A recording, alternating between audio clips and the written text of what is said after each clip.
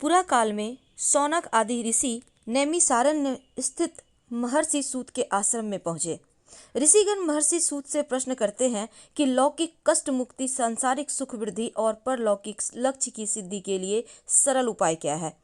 महर्षि सूत शौनक आदि ऋषियों को बताते हैं कि ऐसा ही प्रश्न नारद जी ने भगवान विष्णु से किया था और भगवान विष्णु ने नारद जी को बताया था कि लौकिक क्लेश मुक्ति, सांसारिक सुख समृद्धि एवं पारलौकिक लक्ष्य सिद्धि के लिए एक ही राजमार्ग है और वह है सत्यनारायण व्रत। भगवान सत्यनारायण का अर्थ है सत्याचरण, सत्याग्रह, सत्यनिष्ठा। संसार में सुख वृद्धि की प्राप्ति और सत्याचरण द्वारा ही संभव है। सत्य ही ईश्वर है। सत्याचरण का अर्थ है ईश्वर आराधना, भगवत पूजा। सूत जी कहते हैं कि नारद जी भगवान श्री विष्णु के पास जाकर उनकी स्तुति करते हैं।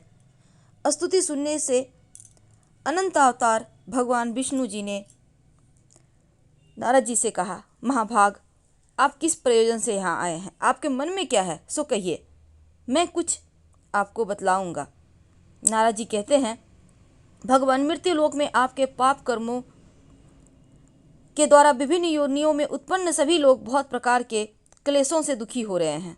हे नाथ, किस लघु उपाय से उनके कष्टों का निवारण हो सकेगा? यदि आपकी मेरे ऊपर कृपा हो तो मैं सुनना चाहता हूँ, उसे बताएं। श्री भगवान ने कहा, हे वत्स, संसार के ऊपर अनुग्रह करने की इच्छा से आपने बहुत अच्छी बात पूछी है। जिस व्रत के करने से प्राणी मोह से मुक्त हो जाता है, मैं उसे बतलाता हूँ, सुने। हे वत्स, स्वर्ग और मृत्यु लोक में दुर्लभ भगवान सत्यनारायण का एक महान पुण्यप्रद व्रत है। आपके स्नेह के कारण मैं इस समय उसे कह रहा हूँ। अच्छी प्रकार विधि विधान से भगवान सत्यनारायण का व्रत करके मनुष्य शीघ्र ही सुख प्राप्त कर परलोक के मोक्ष को प्राप्त कर लेता है। भगवान की ऐसी वाणी सुनकर नारद मुनि ने कहा, प्रभु, इस व्रत को करने का फल क्या है? इसका विधान क्या है? इस व्रत को किसने किया और इसे कब करना चाहिए? यह सब विस्तार पूर्वक बतलाइए।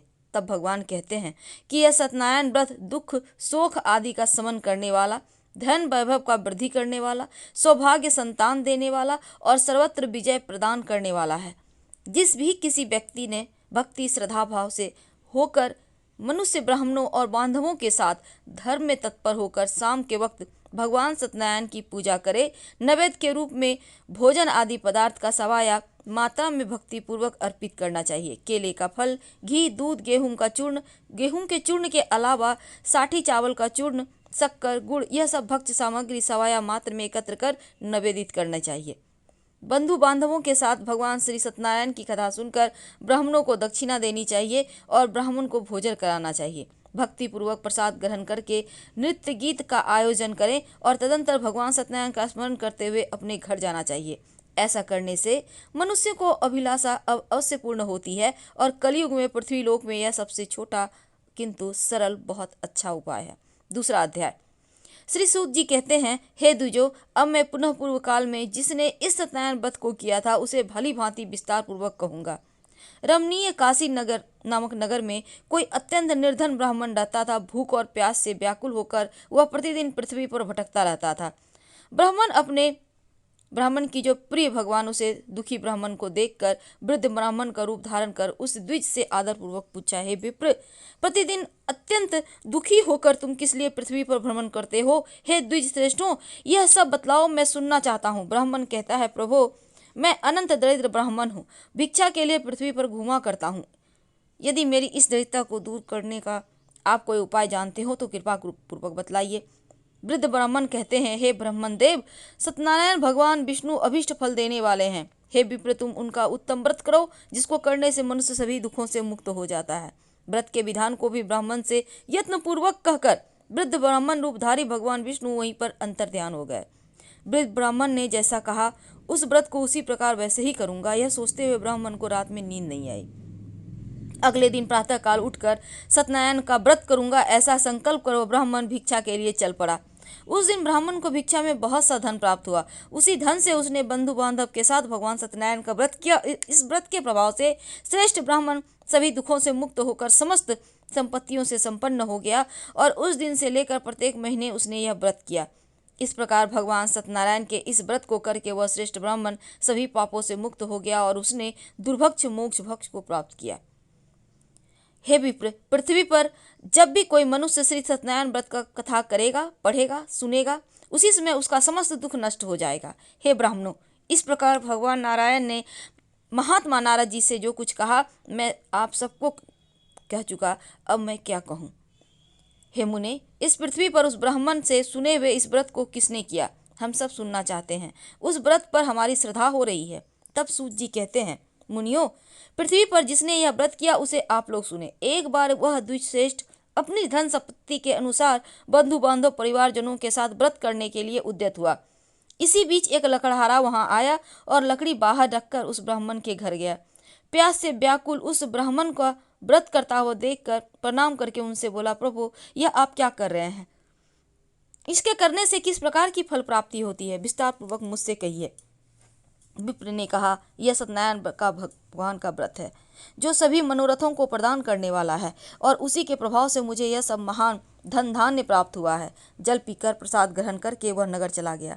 भगवान सत्यनारायण देव के लिए मन में ऐसा सोचने लगा कि आज लकड़ी बेचने से जो धन प्राप्त होगा उसी धन से भगवान सत्यनारायण का श्रेष्ठ व्रत करूंगा। इस प्रकार मन में चिंतन करता हुआ लकड़ी को मस्तक पर रखकर वह सुंदर नगर में गया जहाँ धन धान्य से संपन्न लोग रहते थे, और उसने उस दिन लकड़ी का दुगुना मूल्य प्राप्त किया। इसके बाद प्रसन्न हृदय से वह पके हुए केले का फल, शर्करा, घी, दूध, गेहूं का चूर्ण सवाया मात्रा में लेकर घर आया। बंधु बांधव को बुलाकर विधि विधान से भगवान श्री सत्यनारायण का व्रत किया। उस व्रत के प्रभाव से धन पुत्र से संपन्न हो गया। इस लोक में अनेक सुख का उपभोग कर अनंतपुर में सत्यपुर अर्थात बैकुंठपुर चला गया। तीसरा अध्याय। श्री सुत जी कहते हैं, श्रेष्ठ मुनियों, अब मैं पुनः आगे की कथा कहूंगा, आप लोग सुने। प्राचीन काल में उल्का मुख नाम का एक राजा था। वह जितेंद्रिय, सत्यवादी, अत्यंत बुद्धिमान, वह विद्वान राजा प्रतिदिन देवालय जाता, ब्राह्मणों को धन देकर संतुष्ट करता, और कमल के समान मुख वाली उसकी धर्म पत्नी शील, विनय, सौंदर्य आदि गुणों से संपन्न पति पारायण थी। राजा एक दिन अपनी धर्म पत्नी के साथ भद्रशिला नदी के तट पर श्री सत्यनारायण व्रत कर रहा था। उसी समय व्यापार के लिए अनेक प्रकार की पुष्कल धनराशि से संपन्न एक साधु नाम का बनिया वहां आया। भद्रशिला नदी के तट पर नाव को स्थापित कर वह राजा के समीप गया और राजा को उस व्रत में दीक्षित देखकर विनय पूर्वक पूछने लगा। साधु ने कहा, राजन, आप भक्ति युक्त चित्त से यह क्या कर रहे हैं? कृपा करके मुझे बतलाइए, मैं सुनना चाहता हूँ। तब राजा कहते हैं कि साधो, पुत्र आदि की प्राप्ति की कामना से अपने बंधु बांधव के साथ मैं अतुल तेज संपन्न भगवान विष्णु का पूजन और व्रत कर रहा हूँ। राजा की बात सुनकर साधु ने आनंद पूर्वक कहा, राजन, इस विषय में आप मुझे सब कुछ विस्तार से बतलाइए। आपके कथानुसार मैं व्रत और पूजन करूंगा। मुझे भी संतति नहीं है, इससे अवश्य ही संतति की प्राप्ति होगी। ऐसा विचार कर वह व्यापार से निवृत्त हो आनंद पूर्वक अपने घर आया। उसने अपनी भार्या से संतति प्रदान करने वाले इस सत्यव्रत को विस्तार पूर्वक बताया। जब मुझे संतति प्राप्त होगी तब मैं इस व्रत को करूंगा। इस प्रकार उस साधु ने अपनी भार्या लीलावती से कहा। एक दिन उसकी लीलावती नाम की सती साध्वी भार्या पति के साथ आनंद चित्त से ऋतुकालीन धर्माचरण में प्रवृत्त हुई और भगवान श्री सत्यनारायण की कृपा से उसकी वह भार्या गर्भिणी हुई। 10वें महीने में उसने कन्या रत्न की प्राप्ति हुई और वह शुक्ल पक्ष के चंद्रमा की भांति दिन प्रतिदिन बढ़ने लगी। उस कन्या का कलावती नाम रखा गया। इसके बाद एक दिन कलावती ने अपने स्वामी से मधुर वाणी में कहा, आप पूर्व में लीलावती ने कहा कि संकल्पित श्री सत्यनारायण व्रत को क्यों नहीं कर रहे हैं जो आपने कहा था कि मैं करूंगा। साधु बोला, विप्रे, इसके विवाह के समय व्रत करूंगा। इस प्रकार अपनी पत्नी को भली भांति आश्वस्त कर वह व्यापार करने लगा और एक बार वह व्यापार करने के लिए नगर की ओर गया। इधर कन्या कलावती पिता के घर में बढ़ने लगी। तदंतर धर्मज्ञ साधु ने नगर में सखियों के साथ क्रीड़ा करती हुई अपना कन्या को देखकर विवाह के योग्य देखकर मन में ये विचार किया कि विवाह के लिए श्रेष्ठ वर का अन्वेषण करना होगा। ऐसा कहकर वह दूत को शीघ्र ही भेज दिया। उसकी आज्ञा प्राप्त कर दूत कांचन नामक नगर में गया और वहां एक वणिक नाम का पुत्र ले आया। वणिक का उस साधु ने उस वणिक के पुत्र को सुंदर और गुणों से संपन्न देखकर अपनी जाति के लोगों और बंधु बांधवों के साथ संतुष्ट चित्त होकर विधि विधान से वणिक पुत्र के हाथ में कन्या का दान कर दिया। उसमें वह साधु बनिया दुर्भाग्यवश भगवान का यह उत्तम व्रत करना भूल गया। पूर्व संकल्प के अनुसार विवाह के समय में व्रत न करने के कारण भगवान उस पर रुष्ट हो गए हैं। कुछ समय के पश्चात वह अपने व्यापार कर्म में कुशल हुआ साधु बनिया काल की प्रेरणा से अपने दामाद के साथ व्यापार करने के लिए समुद्र के समीप स्थित रत्नासुर नामक सुंदर नगर को गया। श्री संपन्न दामाद के साथ वह व्यापार करने लगा। इसके बाद दोनों राजा चंद्र केतु के रमणीय नगर में गए। उसी समय भगवान श्री सत्यनारायण ने उसे भ्रष्ट प्रतिज्ञ देखकर इसे दारुण, कठिन और महान दुख प्राप्त होगा यह श्राप दे दिया। एक दिन एक चोर राजा चंद्रकेतु के धन को चुराकर वहीं आया जहां दोनों वणिक स्थित थे, और वह अपने पीछे दौड़ते हुए दूतों को देखकर भयचित्त होकर धन वहीं छोड़कर कहीं छिप गया। राजा के दूत वहां आ गए और वह साधु वणिक था वहां पर, और राजा के धन को देखकर उस दूत ने दोनों वणिक पुत्रों को बांध कर ले गया और हर्षपूर्वक दौड़ते हुए राजा से कहा, प्रभु, हम 2 चोर पकड़ लाए हैं, इन्हें देखकर आप आज्ञा दें। राजा की आज्ञा से दोनों शीघ्र ही दृढ़तापूर्वक बांधकर बिना विचार किए महान कारागार में डाल दिए गए।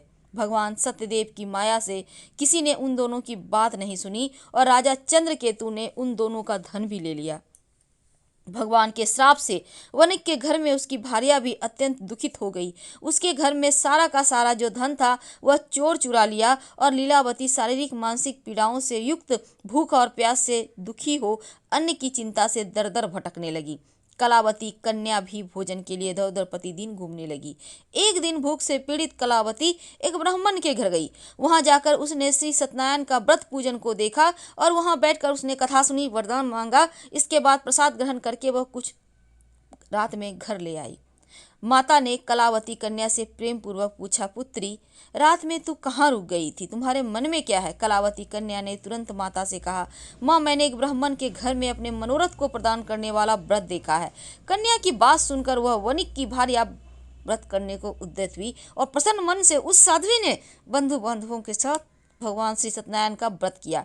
इस प्रकार प्रार्थना की, भगवान, आप हमारे पति जमाता के अपराध को क्षमा करें और दोनों अपने घर शीघ्र आ जाएं। इस व्रत के प्रभाव से भगवान सत्यनारायण पुनः संतुष्ट हो गए और उन्होंने नृपश्रेष्ठ चंद्रकेतु को स्वप्न दिखाया और स्वप्न में कहा, नृपश्रेष्ठ, प्रातःकाल दोनों वणिकों को छोड़ दो और वह सारा धन भी दे दो जो तुमने उनसे समय पे उस समय लिया, अन्यथा राज धन पुत्र सहित तुम्हारा सर्वनाश कर दूंगा।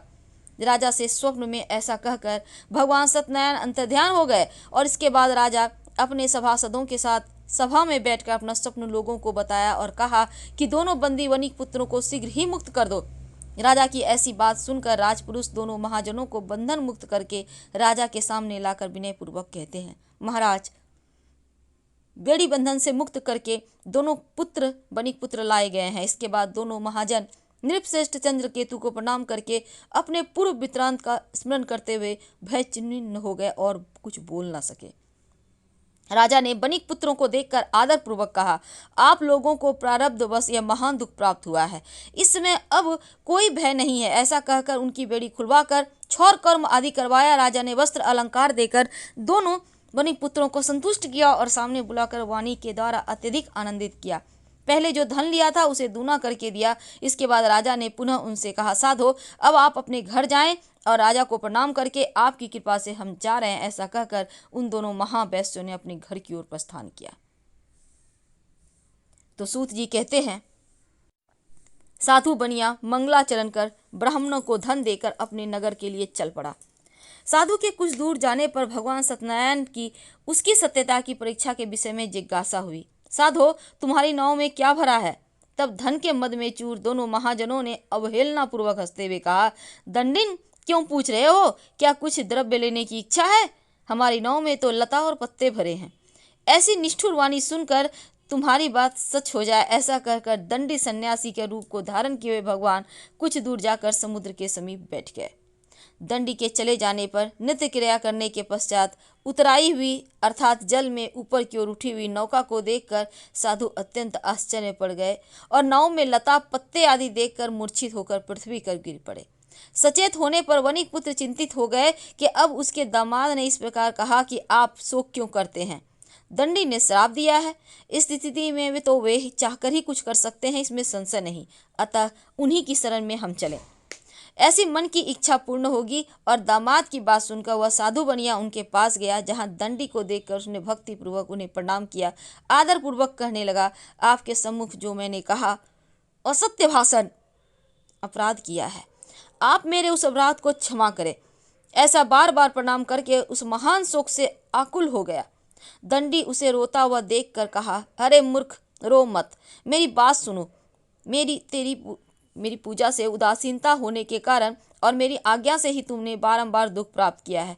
भगवान की ऐसी वाणी सुनकर उनकी स्तुति करने लगा। अब साधु ने कहा, प्रभु, आश्चर्य की बात है, आपकी माया से मोहित होने के कारण ब्रह्मा आदि देवता भी आपके गुणों रूपों को यथावत रूप से नहीं जान पाते, फिर मैं मूर्ख आपकी माया से मोहित होने के कारण कैसे जान सकता हूँ।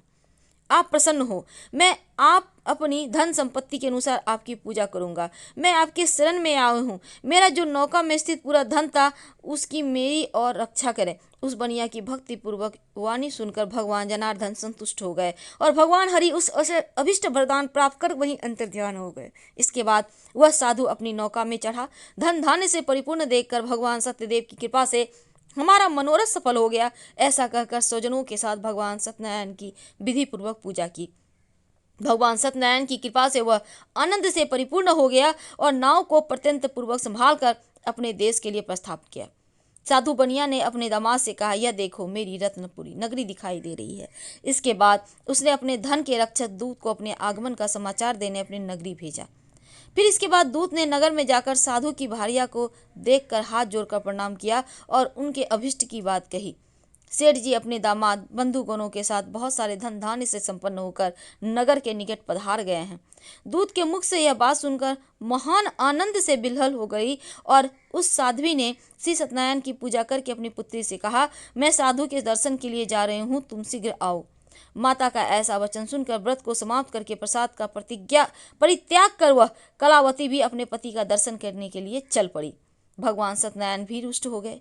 उन्होंने उसके पति को तथा नौका को धन के साथ हरण करके जल में डुबो दिया। इसके बाद कलावती कन्या अपने पति को न देखकर महान शोक से रुदन करती हुई पृथ्वी पर गिर पड़ी।